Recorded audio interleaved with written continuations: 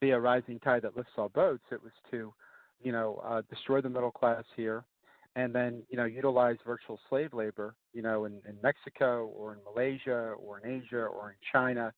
I mean, that was the whole point of it. It got to the point where, the Clinton administration, I think 70% of the wealth went to the top 1%.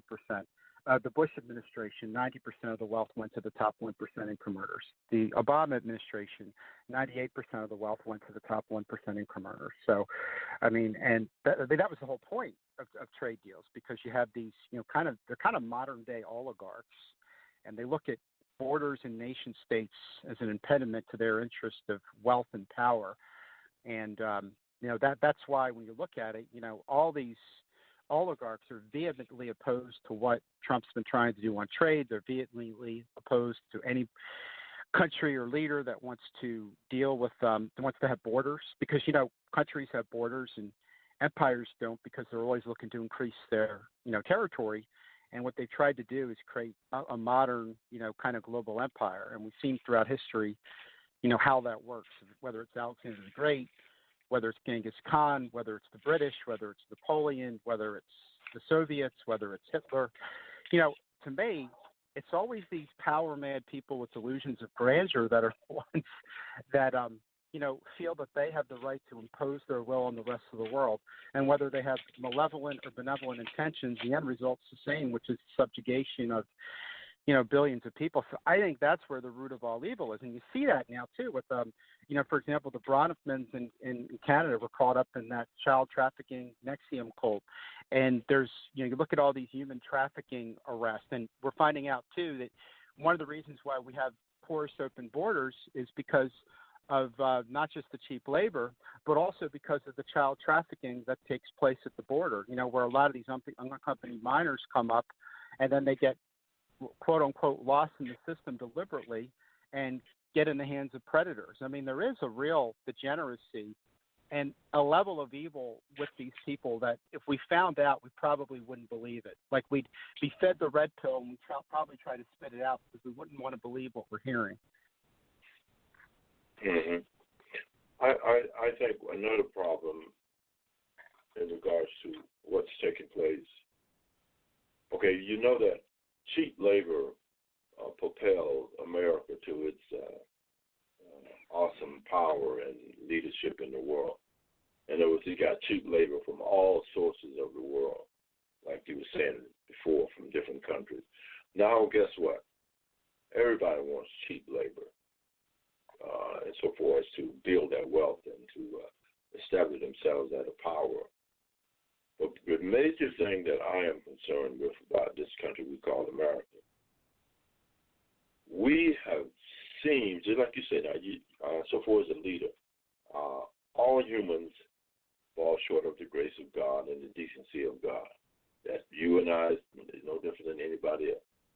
But when it comes to a point, say for instance, like President 45, President Donald Trump, I do not understand. Okay, first, there's a segment of people that feel that they have been somehow unjustly dealt with, unjustly taken advantage of, or whatever it is.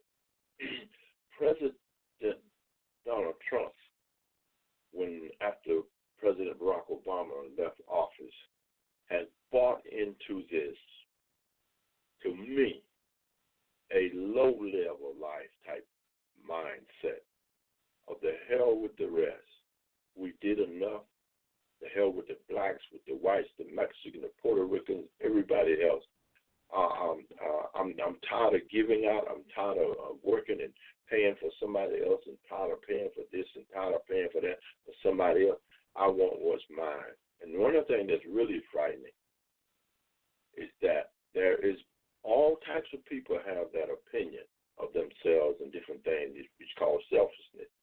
But I'm going to tell you something. The white, right, supposed to be white, right Christians in this country, I don't know what's going on with them. I don't know where their mindset is. I mean, when a man openly, when he campaigned for this office, he openly threw away every decency and morality type thing that have been the normalcy of human. Granted, it's all been going on all the time, but it's not been so open. You see what I'm saying? But he has opened that scab. He's opened that scab back, and they are pouring in like ants on a meat skin, liking what he's doing. And I don't see it leading to no good. But to me, it's about the policies. I mean, a lot of times, for example, Bill Clinton, I'm sure he would have been a guy I would have loved to have had a beer with. I'm sure George Bush would have been a guy that would have loved to have had a beer with. Same with Barack Obama. But you look at their policies. Look at Obama, for example, only because he's the most recent one. I'd be more than happy to talk about the Bushes and the Romneys and the McCains. But, you took a country like, for example, Libya, the highest standard of living of any African country in the Middle East. They overthrew Gaddafi, who was no threat to us, had given up his nukes, and now we have legalized slavery and a breeding ground for terrorism. They overthrew the government under the Obama administration in Ukraine, a corrupt government, albeit, but a stable government, and replaced it with an actual, literal neo-Nazi government, whereas the term neo-Nazi is overused. In the case of Ukraine, it wasn't overused. And then in Syria, to overthrow Assad, who, in the grand scheme of the things in the Middle East, was not the worst thing going, provided stability, and provided safety for the religious minorities like the Alawites, Shiites, and Christians.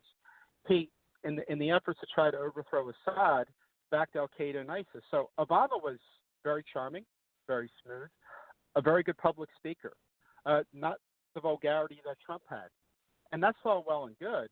But, slavery in Libya, funding neo-Nazis and a neo-Nazi government in Ukraine, and funding al-Qaeda and ISIS in Syria. And a lot of times the most dangerous people are these sociopaths that are very charming and are very superficial, and they fool a lot of people.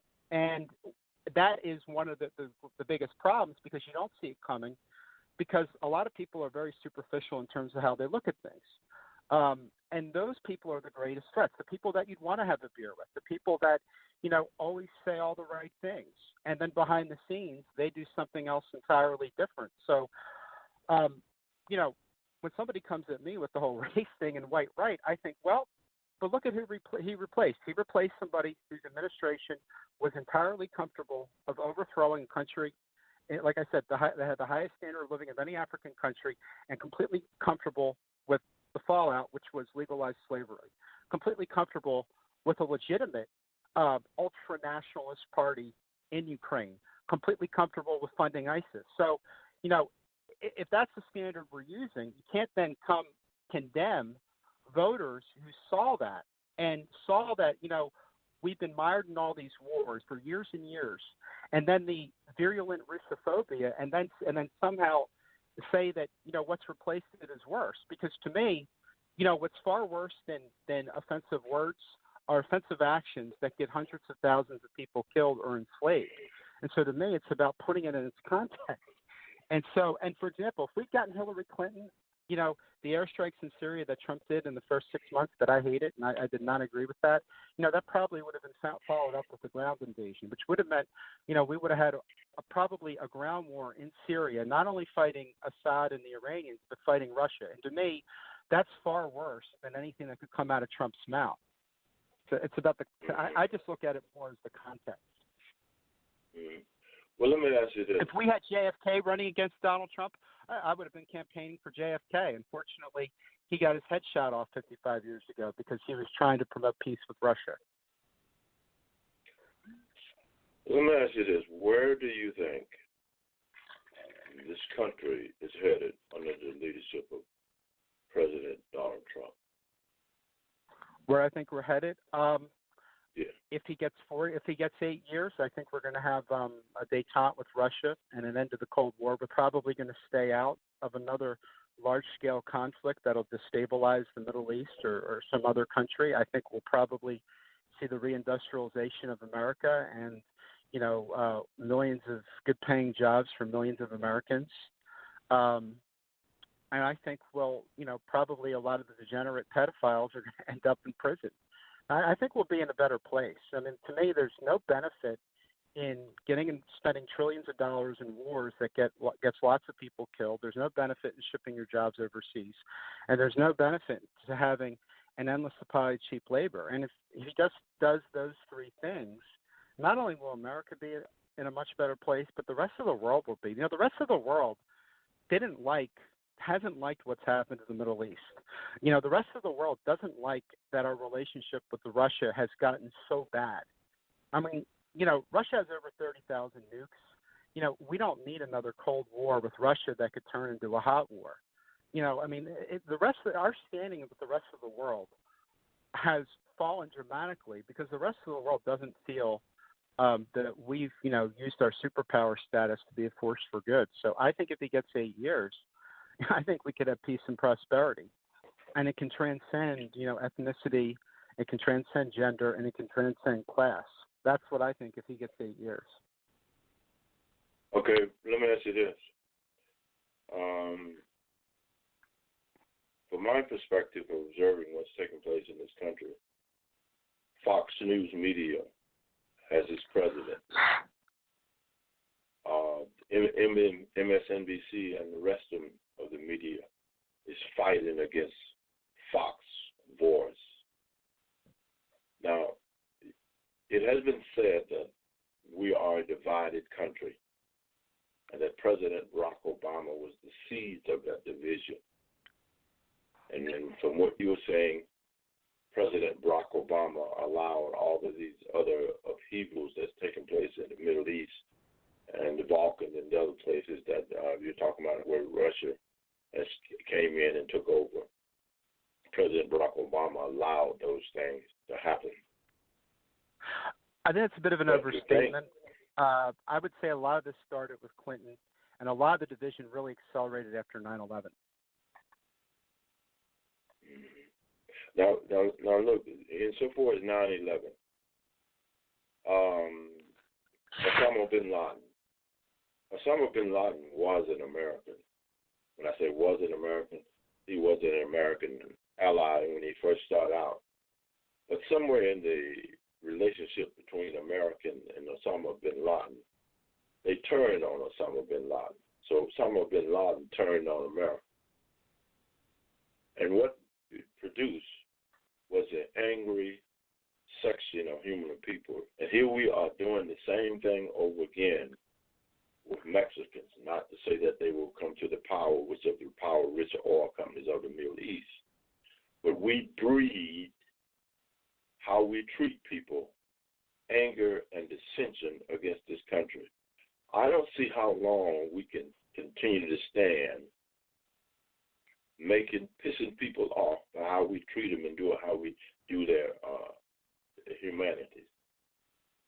I don't see how long we're going to be able to stand as a country if we don't return to what is treating people decent and right. Now, evil in this country, God allows evil to thrive. Satan runs this show. Now, I don't know where your perspective is on humanity.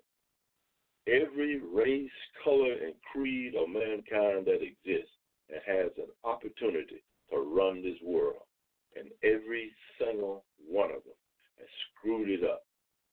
Right now, it's the Anglo that's running the show. White, Anglo man. He's running the show in the majority where there's power and money. Every single one of them. The blacks had this world first.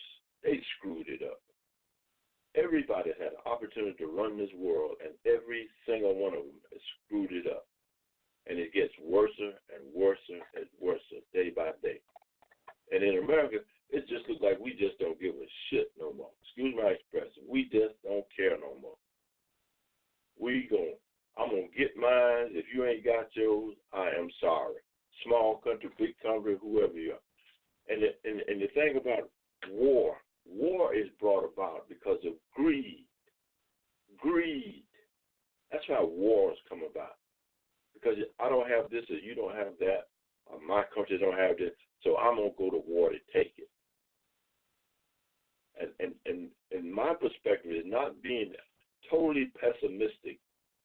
I'm looking to the point where how can the real people that have a right mindset, so forth, governing